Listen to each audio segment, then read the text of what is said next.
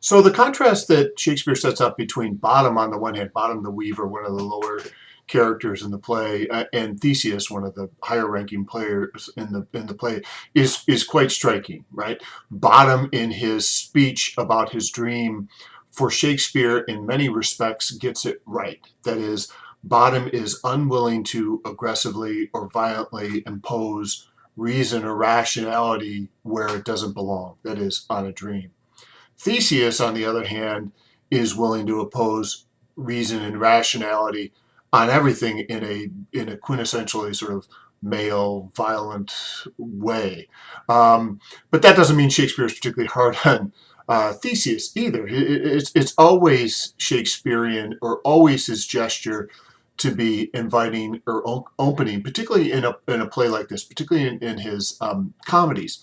So Theseus gets his moment in the sun, so to speak, when he is being offered by Philostrate, who is the master of the revels. Master of the revels in Shakespeare's time was the public censor. That was the fellow that you had to submit your play to before it was performed in public to make sure there was no offense in it. And Philostrate is controlling which entertainment will be presented to the king and queen on their wedding day. And Theseus is listening to Philostrate and trying to decide what they're going to see. And in that moment, we want to pay attention, as your grandmother said, pay attention to what someone does rather than what they say. In other words, Theseus may have just had that long speech to Hippolyta that Hippolyta undermined. But when it comes to what he actually does in terms of selecting the entertainment for the wedding, shows you a very different side of Theseus. Philostrate is trying to turn him away from the rude mechanicals play. He says, this is a mess. Pick up here, Act 5, Scene 1.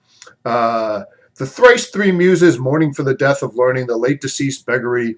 That is something satire keen and critical, not sorting with the nuptial ceremony. And then he reads the description from Bottom and the Rude Mechanicals.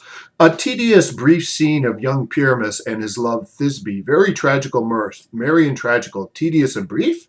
That is hot ice and wondrous strange snow. How shall we find the concord of this discord? Right? How shall we find the concord of this discord? In other words, this is so odd, you can't possibly choose this one. But Theseus gets intrigued. He says, who are these people? And Philostrate describes them, line 72, hard-handed men that work in Athens here, which never labored in their minds till now, and now have toiled their unbreathed memories with this same play against your nuptial. In short, again, these are tradesmen, men of the guild, who are akin to the amateur groups that would have performed the cycle plays that Shakespeare would have seen in his youth, or probably would have made up the majority of the theatrical experiences that Shakespeare had in his youth. So they're working men, and Theseus decides almost immediately, line 76, we will hear it. I like that one. And Philostrate tries to put him off. He says, no, my noble lord, it is not for you. I have never heard it over, and it is nothing in the world, unless you can find sport in their intents, extremely stretched and conned with cruel pain to do you service. And Theseus again insists, I will hear that play, for never anything can be amiss when simpleness and duty tender it. Go bring them in and take your places, ladies. We should spend a little bit of time on those very simple lines, which is, I will hear that play, for never anything can be amiss when simpleness and duty tender it. In short, these players, the Rude Mechanicals, are offering their entertainment as close as you can get to a pure gift, a pure submission. They're not trying to get any credit for it. They're not doing it to puff themselves up.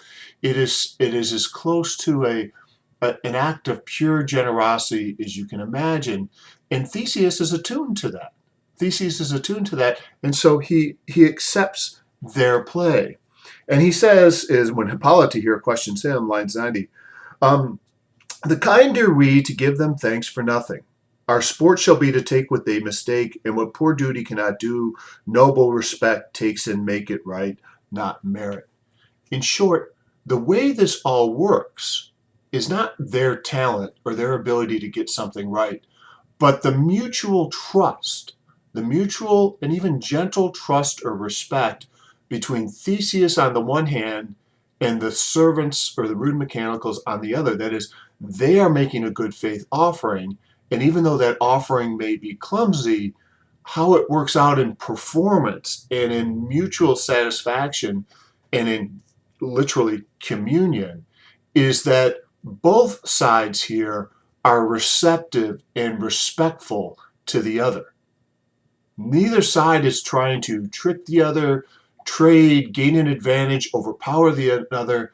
Theseus and the rude mechanicals, according to Theseus, come together in a kind of artistic magic. They get as close as they possibly can without one dominating the other when they extend out to each other this kind of mutual, gentle respect.